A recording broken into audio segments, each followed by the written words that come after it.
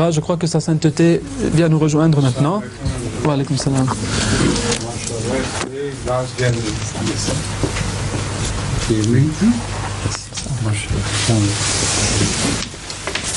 Please sit and did you start on time? Yes. Very good. Now, please start with your questions. Thank you. La première question, s'il vous plaît. Lorsque les historiens occidentaux parlent de l'âge d'or de la société islamique, ils condamnent souvent le système où les non-musulmans devenaient des zimmis. Quelle réponse peut-on leur donner? Usually when Western historians talk about the society of Islam, of the golden period, the golden age of Islam, they usually paint it in very beautiful colors, but they also like to remind people that non-Muslims would live in Islamic societies as dhimmi. And they would point out that this was a state where... What is the reference? Pardon? What is his reference? To which book, which author he is referring? It's a general trend. No, it's not a general trend. No? I don't see any general trend of this nature. Different authors take the issue differently, and this glorious picture he has read somewhere has not come to my notice. Can you refer to any book which you have read about this? Or yes, in an effort to make a question, you just build the question yourself. Well, actually, there was an article which appeared in the French press recently, which was written by a Spanish lady in France, and she also, and in this are vein... you educating him, his cause? Well, actually... More than he knows? Well, it's not his question. He's asking the question on behalf of somebody else. So why didn't you clarify this before? This was your duty to clarify this question. I'm taking this question to be his own question. I see. I'm sorry. So, what lady has written what? Tell me. Yes, so this lady is a historian, and she's written about the society of the golden age of Islam, and she said that life there was very nice for people of... Which golden age? I think it was when the science in Islam was flourishing, and in Spain especially. I can't answer this question because I don't know what actually she has written. What she refers to be a golden age could have been an age less than a brass age. And just general references to articles do not mean anything to me. Somebody should carefully study that article and make a question out of it which is realistic. Right? Next. Depuis ces dernières années, un grand nombre de personnes sont devenues musulmans ahmadis en Afrique francophone. Est-ce qu'il y a eu des signes d'une amélioration de leur situation économique? Just a minute, let me adjust this thing, which also slipped by last time. Okay. Please. Yes. Recently a great number of people have become Ahmadis in Africa. Since this has happened, has the economic situation changed for the better in any way? It cannot have changed just by this movement which has just started, and it's still, instead of a trickle, it has become a stream. But it cannot change the whole atmosphere of the country at all. It will take some time. When it becomes a river, then of course it will begin to influence the environment, but not at this stage. Sa sainteté le calife dit que la situation ne peut pas avoir changé aussi vite, car nous nous trouvons encore au début de ce mouvement où les gens sont en train de se convertir à l'Ahmadiyya, et ce n'est qu'un petit coulis pour le moment. Le calife dit lorsque cela deviendra une grande rivière, qui coulera avec beaucoup de force, dans ce cas-là les choses vont changer.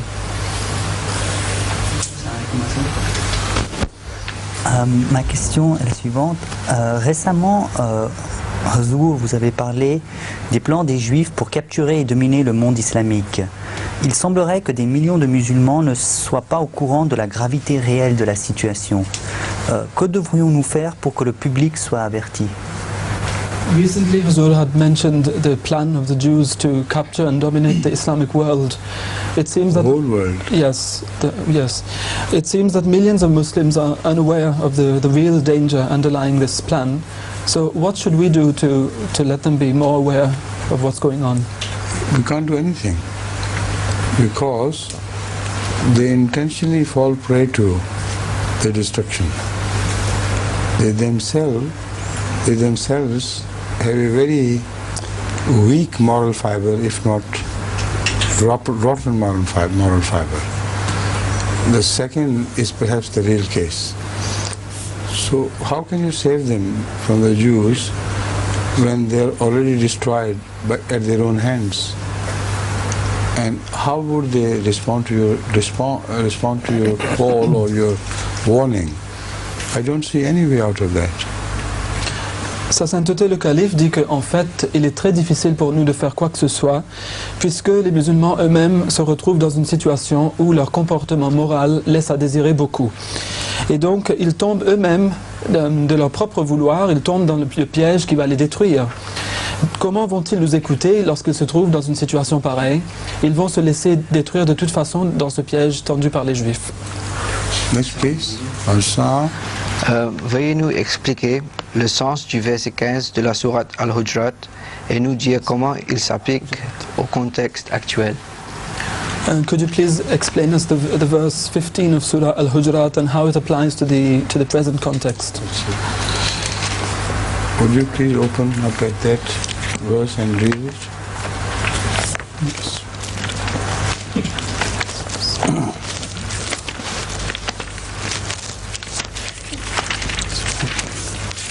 Verse number 15. أعوذ بالله من الشيطان الرجيم بسم الله الرحمن الرحيم قالت الأعراب آمنا قل لم تؤمنوا ولكن قولوا أسلمنا ولما يدخل الإيمان في قلوبكم وإن تطيعوا الله ورسوله لا يلتكم من أعمالكم شيئا إن الله غفور رحيم. The translation is, the Arabs of the desert say, we believe. Say, you have not truly believed yet, but rather say, we have submitted for true faith. For true faith has not yet entered your hearts. But if you obey Allah and His Messenger, He will not detract anything from your deeds. Surely Allah is most forgiving, merciful.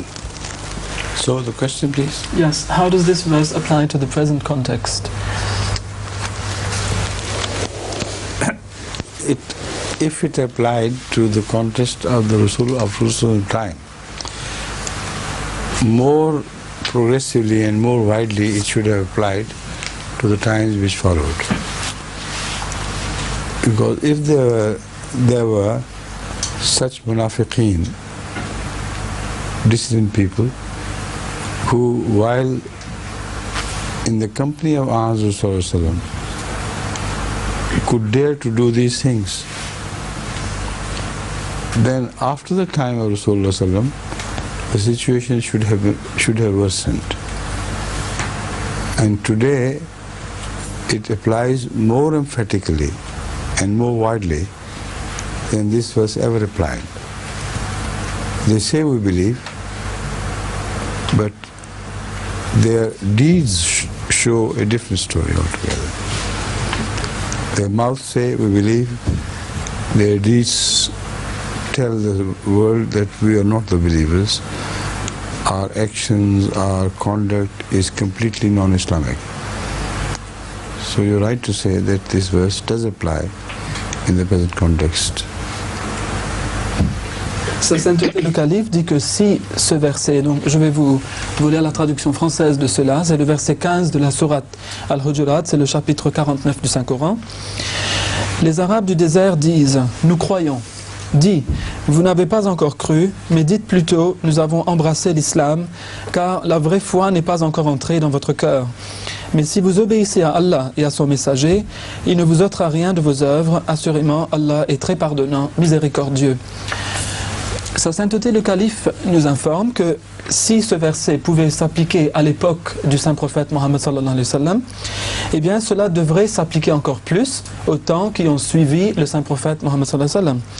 Car s'il y avait à son époque des hypocrites qui osaient faire certaines choses qui étaient mauvaises en présence même du prophète, eh bien cela devrait être encore plus le cas après le saint prophète sallallahu alayhi wa sallam.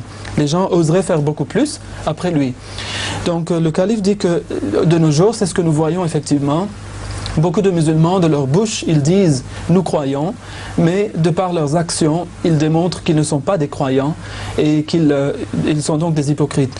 Et le calife dit donc, vous avez raison de dire que cela s'applique en particulier à notre époque. Rakiba, the lady sitting next to you, is she a non-Ahmadi visitor? No, she is an Ahmadi lady. She is an Ahmadi lady. From? She lives here in South. Fine. She lives here in South. She is the daughter of one of the Bunu brothers. Right. I understand that. Yes, please. Dans les écritures judaïques et chrétiennes, Dieu appelle les hommes ses enfants. Nous comprenons cela comme étant métaphorique. Pourquoi alors ne trouvons-nous pas cette façon de s'adresser dans le Saint-Coran? In Jewish and Christian scriptures, God addresses people as his children. We understand this to be metaphorical, of course, but how come this form of address is not used in the Holy Quran at all? He has already seen the misusage of this address. Does he want more misusage to continue? Sa sainteté le calife dit que vous avez déjà vu comment cette idée a été mal utilisée par les gens, le fait que Dieu appelle donc ces créatures ses enfants. Les hommes ont détourné son sens. Est-ce que vous voulez qu'on le fasse encore plus? Donc c'est pour cela que ça n'existe pas dans le Saint-Coran. Please, Quelqu'un commet des crimes terribles pour lesquels il n'est pas puni dans ce bas monde. Plus tard, avant de mourir, il se répand de sa vie pécheresse et Allah le fait entrer au paradis. Quelle sera la compensation pour les victimes de ces crimes? Somebody commits a terrible crime or terrible crimes on this earth and is not punished on earth for his crimes, is not caught. But he repents before he dies and Allah pardons him. What will be the compensation for the victims in that case? That is explained by Ahmad sallallahu alaihi wasallam already. That if someone is forgiven by Allah because of some goodness he must have noticed in him, the crimes he had committed while on earth against humanity would require to be redressed. Otherwise there will be no justice. So somebody commits a crime against a brother of his or a fellow human being and Allah pardons him. So what of that person who has been done wrong? In answer to this question, Hazrat sallallahu alaihi wasallam explained that some of the good deeds which he might have committed before will be transferred to the account of the person whom he had wronged. And if no good deed could be transferred to the account of that person, then Allah would forgive that person many a sin which he might have committed. So he will not be treated with any injustice. If somebody has done wrong to me and he dies, it is possible that I'm left without any redress. Then Allah will do it by forgiving my sins. So what better answer could I require? Right? I'm glad that you thought of something which did occur at the time of Ahmad sallallahu alaihi wasallam, and he has already answered it. Huzur nous dit que cette question a déjà été répondue par le saint prophète Mohammed sallallahu alayhi wa sallam. En effet, quelqu'un lui avait posé cette question de son vivant et il a donné la réponse suivante. Si Allah pardonne un homme, même s'il a commis beaucoup de crimes, à cause d'une certaine quantité de biens qu'il a vu en lui, eh bien cela ne voudra pas dire que ces crimes contre l'humanité resteront impunis, pour autant. Lorsqu'il se retrouvera devant Allah le jour du jugement, eh bien Allah va donc transférer certaines de ses bonnes actions, autant que, donc à la même mesure de ces crimes contre les victimes, va transférer certaines de ses bonnes actions sur le compte, pour ainsi dire, des victimes. Si par contre, la personne n'avait pas fait assez de bien, n'avait pas assez de bonnes actions à son compte, dans ce cas-là, même là, il y aurait justice, car Allah pardonnerait aux victimes certains de leurs péchés, toujours à la même mesure, selon la mesure du crime commis contre eux. C'est ainsi que les victimes ne se retrouveront pas du tout sans aucune rémunération, on peut dire, et ces victimes trouveront certainement la justice. Le calife dit que je suis content que cette question ait été posée parce qu'elle avait été aussi posée à l'époque du prophète et il a donné sa réponse personnelle. Cela fait longtemps que nous ne pouvons accomplir le Hajj en tant que Jamaat en compagnie du calife de l'heure. Quand pensez-vous que cela sera possible? It's been a long time since we have not been able to do Hajj as a Jamaat with the Khalifa of the time. When do you believe this might be possible in future? Allah knows best. Next. Le calife dit, je ne sais pas, Allah sait mieux. Assalamu alaikum.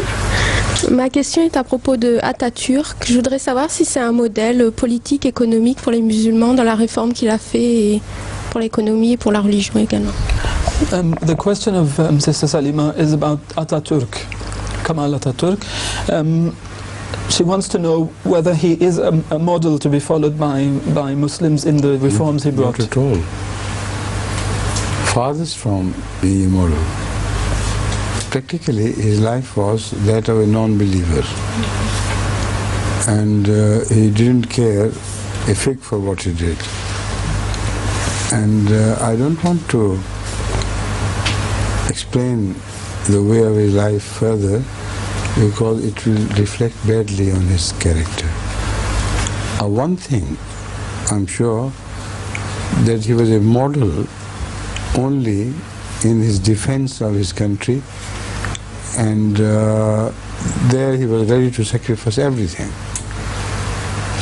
So one thing which he loved was his country, not because it was a Muslim country, but because it has been transgressed against by Western powers.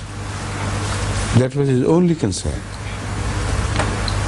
And he refused to lead a Muslim government out of the result of his victories because he didn't care for that. So Turkey is great. And that was all he knew and all he lived for. So why should we turn him into a model for Islam? It is only the stupid Maulvis who do that. They don't understand these things. Sa Sainteté le Calife dit que, en fait, cette personne ne devrait pas être prise comme étant un modèle pour les musulmans dans les réformes qu'il a faites du tout. Car en pratique, il vivait la vie d'un non-croyant et il se fichait complètement de ce qu'il faisait par rapport à ce qu'enseigne l'islam. Le calife dit qu'il n'aimerait pas entrer dans les détails de sa vie privée, car cela risquerait d'offenser certaines personnes. Mais le calife dit que je suis sûr d'une chose, et c'est que cette personne était un modèle dans la défense de son pays. Ce n'était pas parce que son pays était un pays islamique, ce n'était pas pour cette raison-là qu'il aimait son pays, qui est la Turquie, mais il était prêt à tout sacrifier pour défendre et protéger son pays contre l'attaque et la transgression des autres. Pour lui, c'était la Turquie qui était grande et la façon qu'il était prêt à se sacrifier, en cela, il est certainement un modèle pour les autres, mais c'est tout.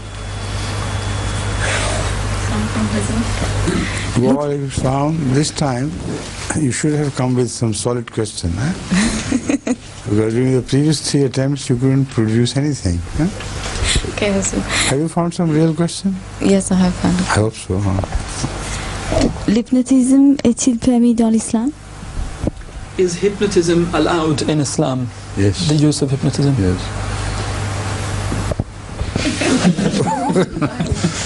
For good cause. Yes. not for bad cause. Right. Le calife dit que oui pour une bonne cause, pas pour une mauvaise. Yes, that's right. Thank you for this short question and short answer, please. Walsam. Le Dalai Lama est un personnage très estimé en Occident. Quelles sont les raisons et que pensez-vous de cette personne? The Dalai Lama is a personality who's very much esteemed in the West. What do you think of him, and why does the West turn to him so much and esteem him so much? This is for political purposes. Because the Dalai Lama once led most of the Tibetans as a religious leader. No more so.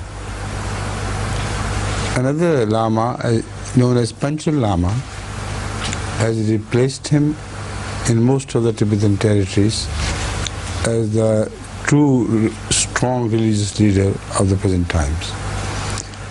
The Dalai Lama was ousted from Tibet during Indian and Tibetan war.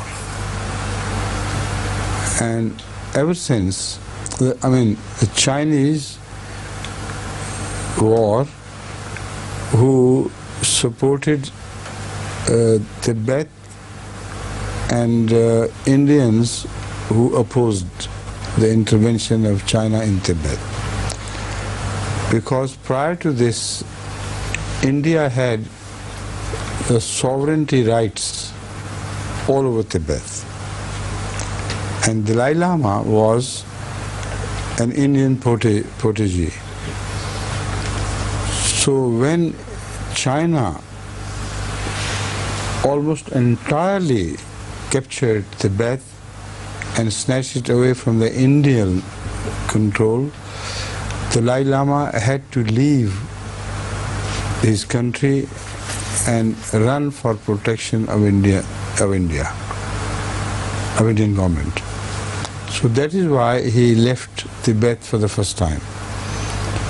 While he left Tibet, the Tibetans gradually moved away from his spiritual leadership.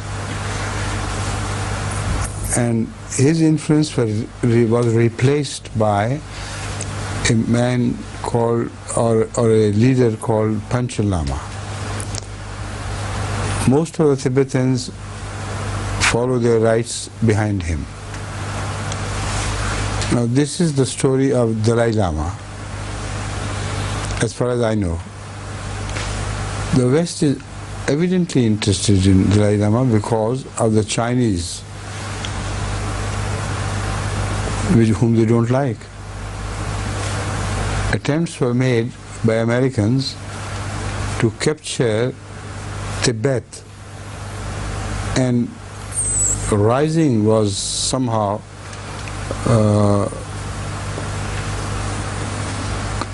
as commanded by America. Rising was invoked against China, and there was a small period of hope for those people in Tibet who wanted to be extricated from Chinese command. But Americans, like always, they supported them and gave them hope to live for a while, and when it was no longer advisable for America to remain in Tibet because of repeated defeats at the Chinese hand, they decided to withdraw. And those poor Tibetans who had started a real armed revolt against China, they were left unprotected. So this situation has further worsened the situation, worsened the state of foreign command and rule in China, in Tibet. China defeated their attempts to do so.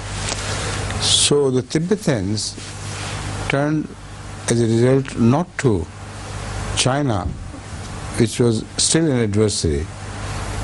They turned more to the Panchal Lama and his influence to keep their religion alive.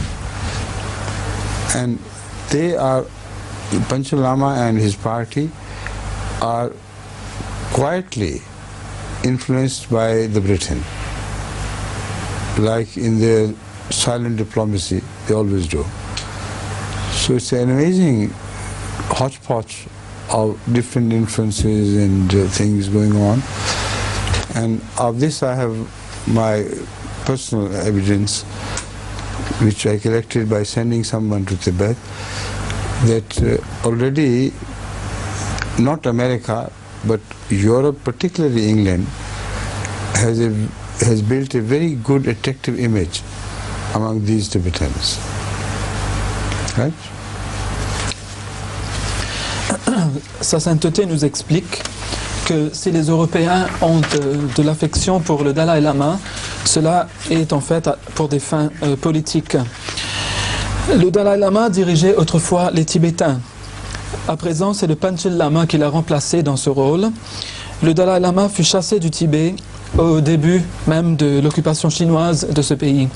Avant cela, c'était l'Inde qui avait la souveraineté sur tout le territoire tibétain, et le Dalai Lama était un protégé de l'Inde.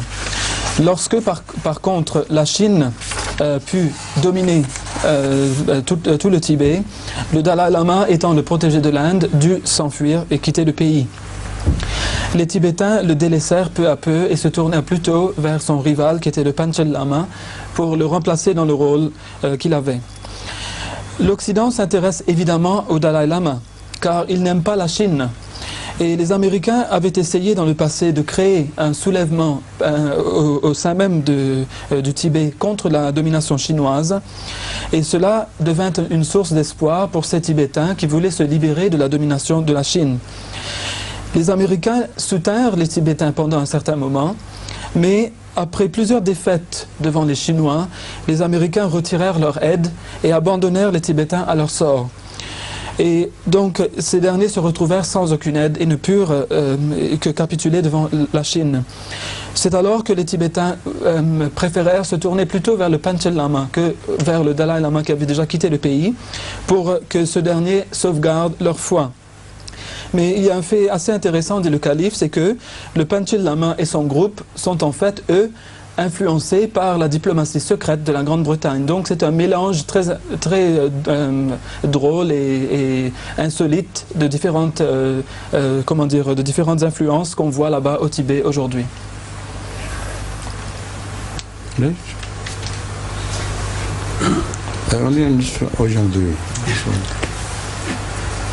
I wonder if you have covered everything which is said in this short period. J'ai raté quelque chose. Yes? Somehow. Teach me this brevity of your style, huh? Please? Oh, next. Assalamu alaikum, You have a question? I've got one, Huzur. Good, please. Being given to me. Huzur, assalamu alaikum. Comment voyez-vous le développement de la science après un scénario de Troisième Guerre? You are an anti-girl and you don't know where to put. Huzur, I'm not used to talk to this. Comment voyez-vous empty workers, huh? Please. Comment voyez-vous le développement de la science après un scénario de Troisième Guerre mondiale? How do you picture the development of science after a scenario of Third World War? After the first setback? I don't realize myself. If I do, it will be a very long answer. But I can quote Einstein, who was once inquired the same question. He said, the question was, well, how do you realize, like she has said? Einstein said, I don't know what will happen after this war, after the third war, but the fourth war will be fought with staffs and stones. That means all civilization, all scientific achievements will come to a naught, and man will restart his journey from the ancient time when he used to fight with stones and staffs. Got it? You would like to be rather born in that period? So, please.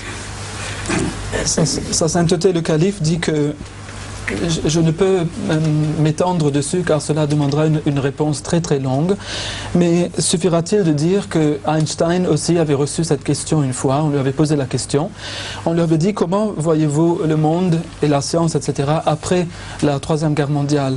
Il dit je ne peux vous dire comment sera le monde après la Troisième Guerre mondiale, mais ce que je peux vous dire, c'est que je crois que la Quatrième Guerre mondiale se fera à l'aide de bâtons et de pierres, car c'est tout ce qu'il restera de toute cette science et de cette civilisation. L'homme retournera au point de départ et devra tout recommencer à nouveau.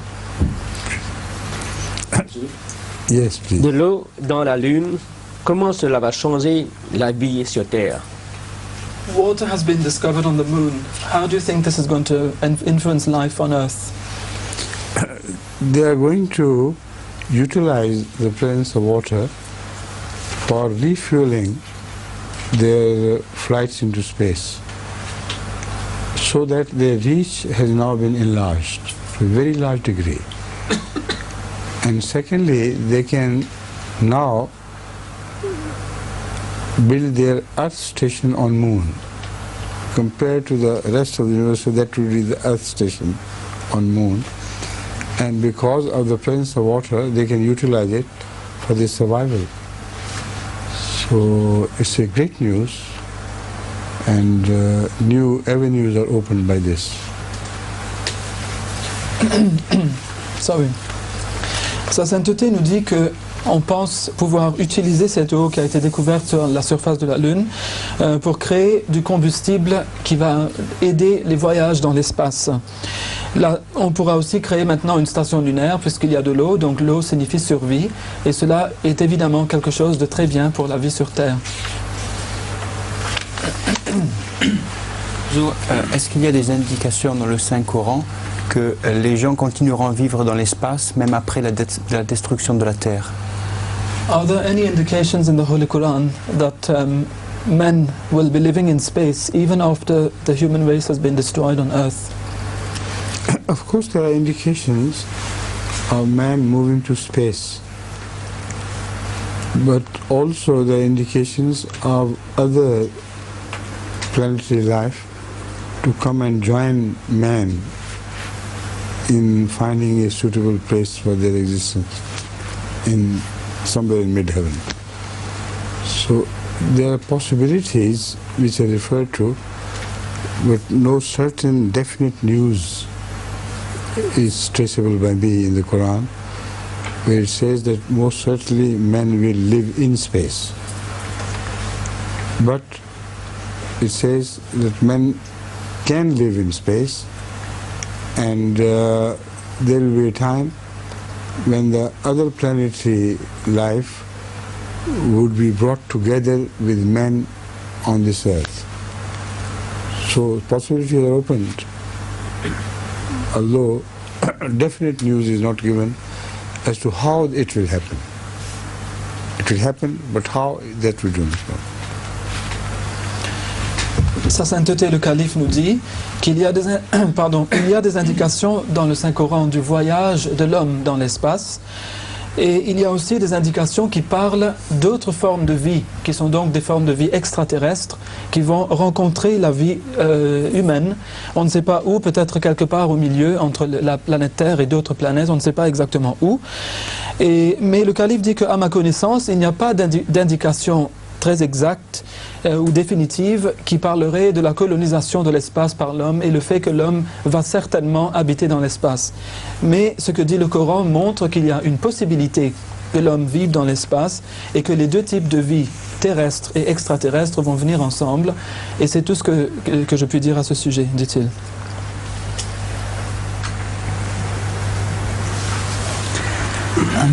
Dans un récent sermon, Hazur a expliqué que la prière Rabbi inni lima anzalta ilayya min khairin fakir suffit pour tous les besoins personnels. Quel est le rapport entre cette prière et les prières et les autres prières, les prières pour autrui? In a recent sermon, Hazur had mentioned this prayer and had said that this prayer covers all needs, personal needs, which we could ever ask Allah. What is the relationship between this particular prayer and the other prayers which people ask you to do for them, which are not personal? In other prayers, mostly you define the thing which you need from Allah. In this, it is left to Allah to define what we need. It's all the relationship. Le calife dit que dans les prières pour autrui, pour les autres, c'est vous, il vous incombe à vous de définir ce que vous voulez demander d'Allah. Par contre, dans cette prière-ci, qui signifie « Ô mon Seigneur, donne-moi, j'ai besoin de toutes choses bonnes qui peuvent venir de toi », dedans, vous laissez cela à Allah de décider quelle bonne chose il peut bien vous donner. Dans bon nombre de pays chrétiens, l'on doit prêter serment sur la Bible avant de présenter son témoignage. Dans de telles situations, que doit faire le témoin musulman? In many Christian countries, before being sworn in to bear witness in the court, for example, before being sworn in to bear witness, yes, one has to place one's hand on the Holy Bible. What should a Muslim do in this situation? I don't think the Muslims are compelled by law to put their hands on the Holy Bible. No. So they shouldn't do anything. Because mostly they're going to tell lies. It's better not to put their hand on anything. Yes. Le calife dit que je ne pense pas que les musulmans soient obligés, dans ces cas-là, de prêter serment en posant la main sur la Bible.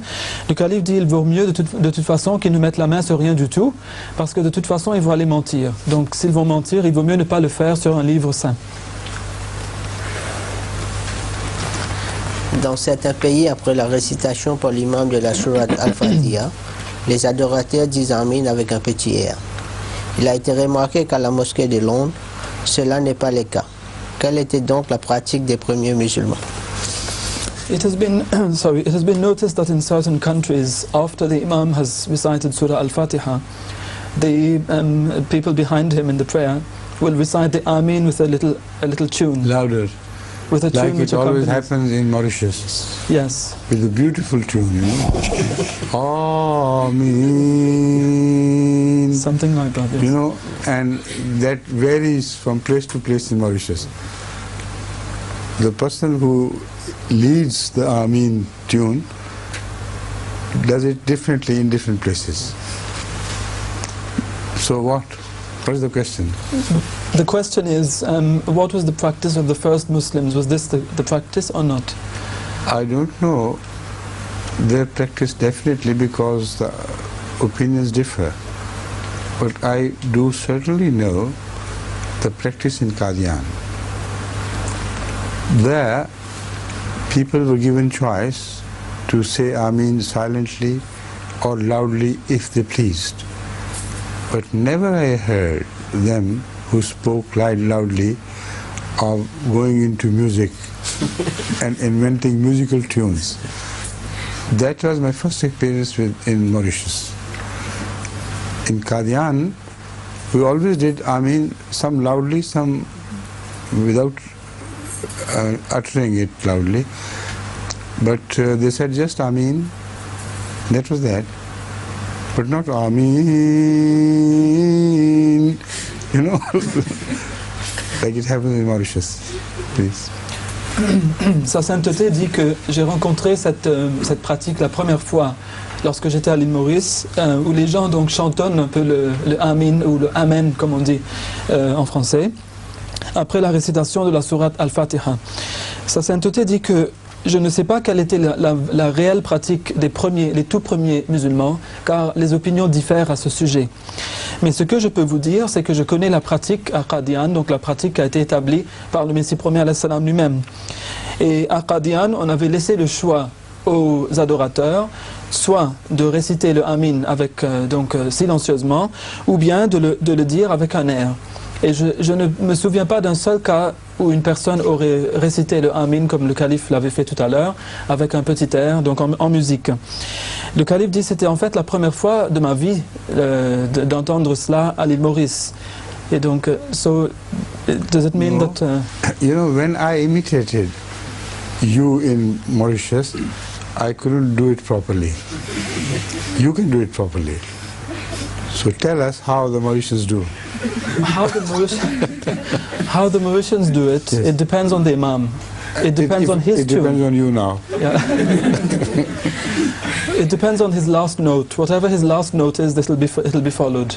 No, that's wrong. It's absolutely wrong.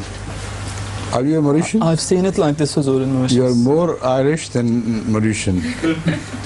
Well, or let's make them demonstrate it. The Mauritians were sitting. Now, Faiza's brother, how would you do it? In Mauritius, if in Mauritius, how would you say Ameen? Say Ameen. Do it properly, openly. So, Ameen. Plus, I've heard much longer Ameens there. How would you do that? Ameen. And ladies, we leave alone. But you're not still doing justice to the Ameens of Mauritians. Thank you for escaping. Please. Next. Dans les versets 49 et 50 de la Soura Al-Tur, tantôt la troisième personne du singulier, tantôt la première personne du pluriel sont utilisées. Quelles sont les raisons derrière ce style particulier? Les versets sont 49 et 50. In the verses 49 and 50 of Surah At-Tur, Allah refers to himself in the third person of the singular. He refers to himself. To himself, yes. And then he speaks in the first person of the plural. Why this particular style of address? In all these places, there are two possibilities. One is to represent the grandeur of a majesty. When Allah declares that we do it, it means the entire universe is with Him. And like the queens or kings say, we will do that, that has a connotation of majesty about it. So in the previous verses where you have noted this, you'll always find some majestic expression of God's greatness and His glory. And the nature demands that address should be in we. And in other places, we is used to warn the opponents of the prophets, to indicate that when God says we, His universe will be on the side of the prophet. And these opponents will never be successful because they cannot find the laws of nature which will be siding with the prophet. So it is this message which is delivered to the opponents by the usage of plural first person. Please. Sa sainteté le calife dit qu'il y a deux possibilités. L'une étant de représenter la grandeur de sa majesté. Lorsque Allah utilise le mot nous, il utilise ici la forme qui est appelée le pluriel royal. Et cela dans le souci de présenter sa gloire d'une façon majestueuse. Le mot nous est utilisé pour avertir aussi du même coup les adversaires des prophètes. Et Dieu est en train de dire par nous que, attention, lorsque nous faisons ceci, donc cela signifie que tout l'univers de Dieu, tout ce qu'il y a dans l'univers, va se tenir aux côtés de Dieu dans cette chose. Et que donc cela sera tout à fait futile pour ses adversaires d'essayer de donner la défaite aux prophètes de Dieu. But I think the question was why the change between in the same verse, within one verse, between he and we. I've answered this in principle. Where he is referred, there are people who know God, they know Him as a third person. And when God many a time addresses to His dear servants, there He refers to Himself as your God, your Lord. So these personal references serve different purposes. In case of Rasulullah Sallam, you will always find it, Rabbuka. your Lord has done it, to indicate that He is the dearest of all the people to Him. So these references to the person of God are always in accordance with the situation of the subject being discussed. Sa sainteté le calife dit que lorsque Dieu utilise la troisième personne du singulier, c'est parce qu'il est en train de s'adresser à des personnes qui connaissent Dieu. Ils le connaissent en tant que troisième personne au singulier. Et lorsqu'il s'adresse à ses serviteurs choisis, il dit souvent, il utilise le terme souvent Rabbuka. And actually I think this does come in this verse, the word Rabbuka. Yes, it does. Donc le mot Rabbuka signifie ton Seigneur, que c'est ton Seigneur qui le fait, ce qui démontre un amour et un lien très profond, un rapport très profond entre Dieu et cette personne particulière. Donc l'utilisation du pronom, que ce soit donc le pronom il ou le pronom nous, va toujours être fait selon la situation, selon le contexte.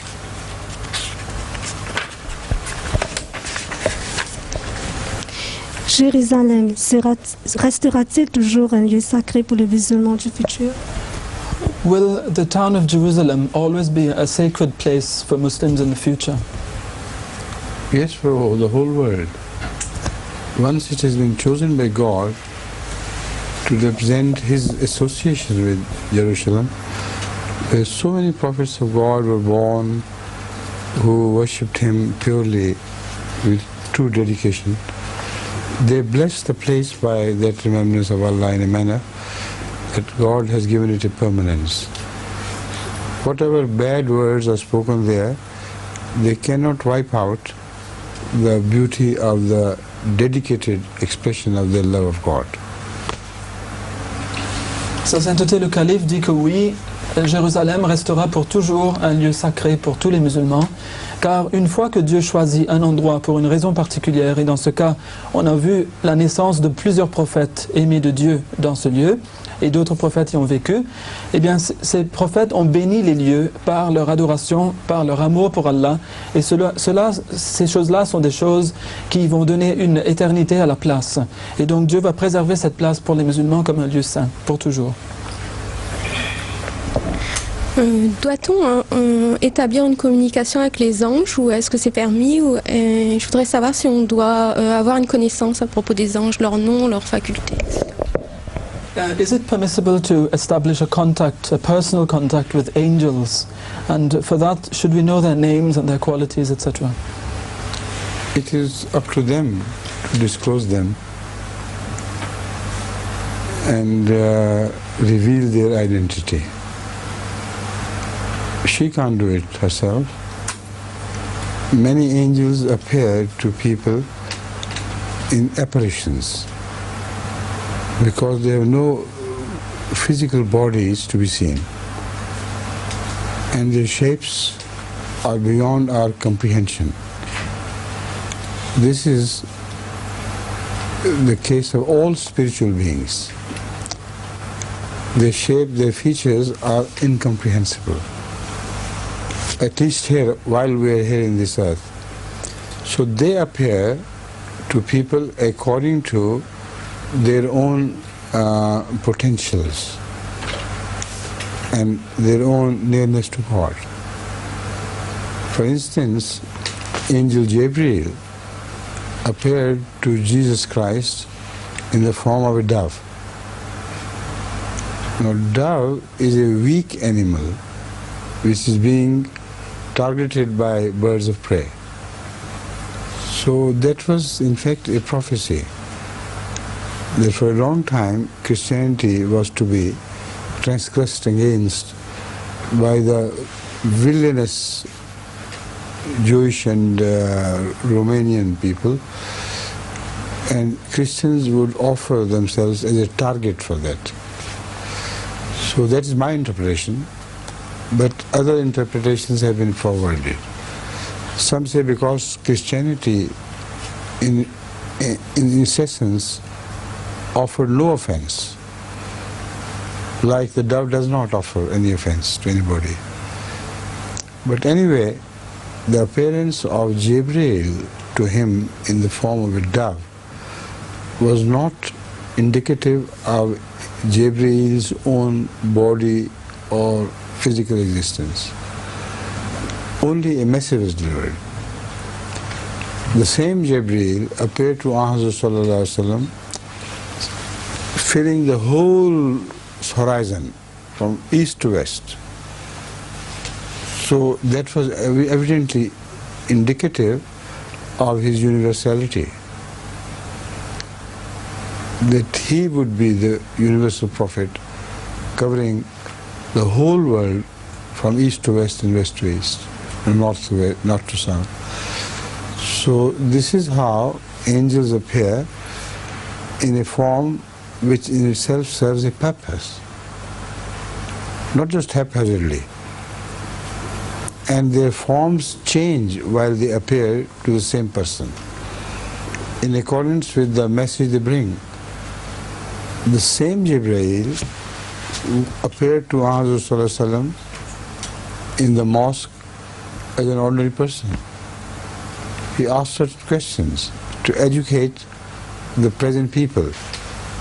And when Rasulullah Sallallahu Alaihi Wasallam answered the questions, the man just disappeared.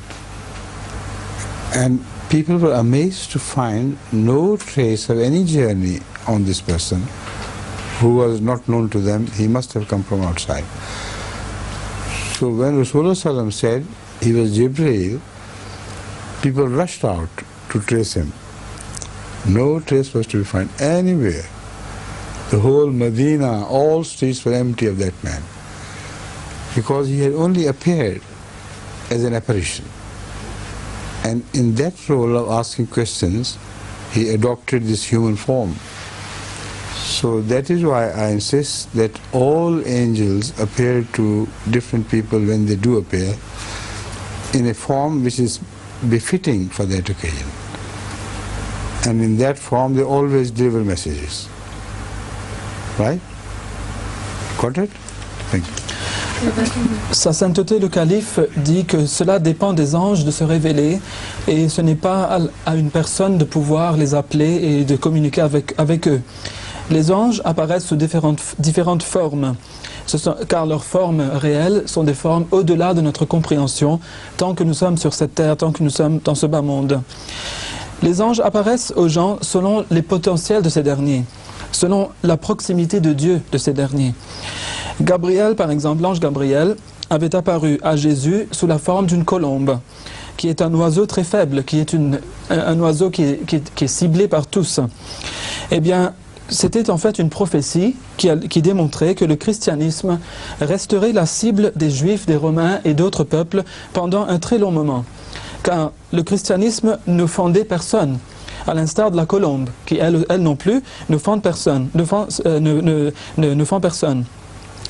En fait, il ne s'agissait pas du corps de Gabriel. On ne peut pas dire que le corps de Gabriel était le corps d'une colombe, car le même Gabriel était apparu devant le saint prophète, remplissant tout le ciel de l'est à l'ouest, du nord au sud, et d'un horizon jusqu'à l'autre, il n'y avait que Gabriel.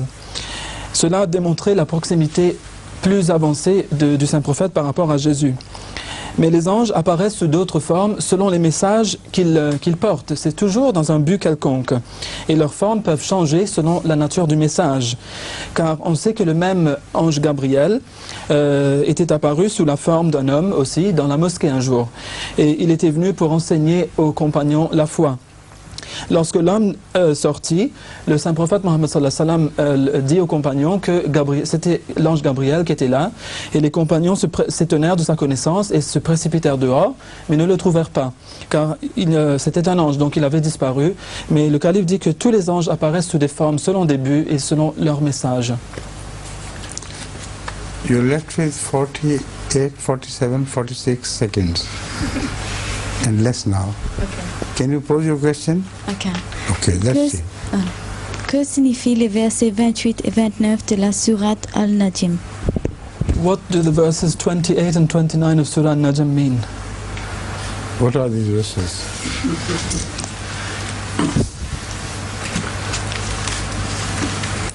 This time you have chosen a question which would require much longer for me to answer. Eh? Very clever. At last.